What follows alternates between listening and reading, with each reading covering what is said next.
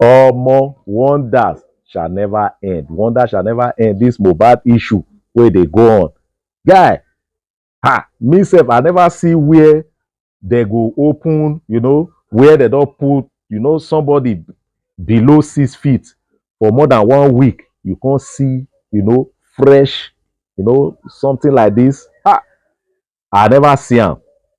So there are things that we have not really understood about this guy's death. You understand? So they need to ask more questions. The police need to ask more questions. They need to ask more questions. I thank God, they don't uproot the guy from ground. And I know a lot of things from now will begin to unfold. A lot of things will begin to unfold. Before you know it, this one will drag this one will drag this one will drag this one. Then at the end of the day, the real truth will come out. The real truth will come out. And even the way they rush, put the guy for ground. A lot of people they suspect, some foul play. They suspect some foul play there. They need to ask the that is like the father they need to ask the papa a lot of questions. They need to ask the papa a lot of questions because watch this video. Mohbad's father is in big trouble. He has finally been exposed, and at this point, everyone is suspecting him to know more than he's telling. Some people have even begun accusing him of killing his own son, because right now, everything that this man is doing in the press is only working against him. So guys, as at the time of making this video, it was reported that Mohbad's body has been exhumed, that is dug out of the grave for autopsy and further investigation. It was said that during the exhumation process, the police kept people at distance so that there would be no distraction and there would be no crowd surrounding them. There were police tapes all around the area before his body was eventually exhumed. This means that this case is only just starting. Like, it's about to get bad. It's about to get better even, because right now, all the answers that we need, all the answers to the questions we've all been asking would be answered. An autopsy would be done. And this is where we would now know what truly happened to Mohbad. Now, there have been claims that people saw blood in the casket after Mohbad's body had been removed, suggesting that he was buried alive.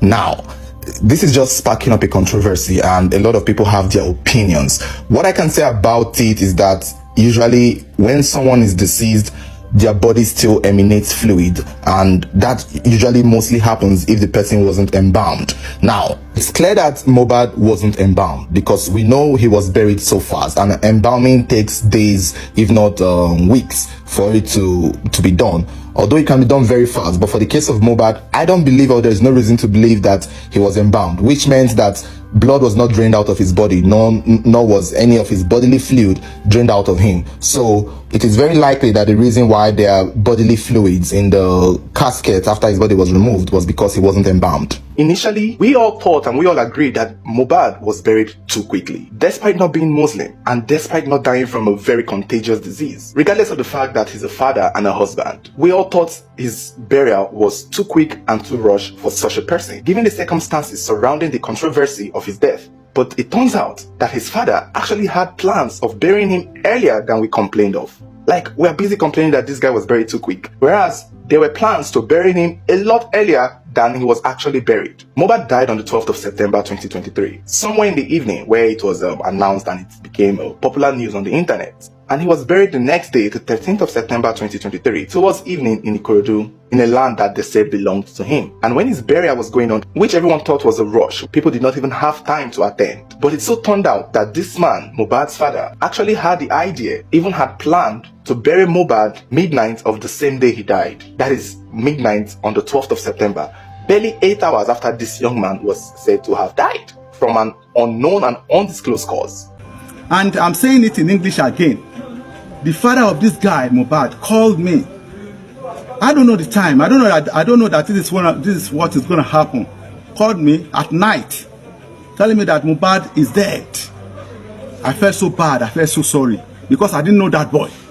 It's only the father that I knew. I've never met him before.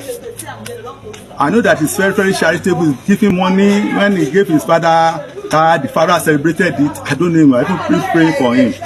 Now, suddenly, the father said that they are bringing him to bury. They are bringing him. They want to bury him at that night. That I should assemble, as you get shovels, diggers, in order to bury him.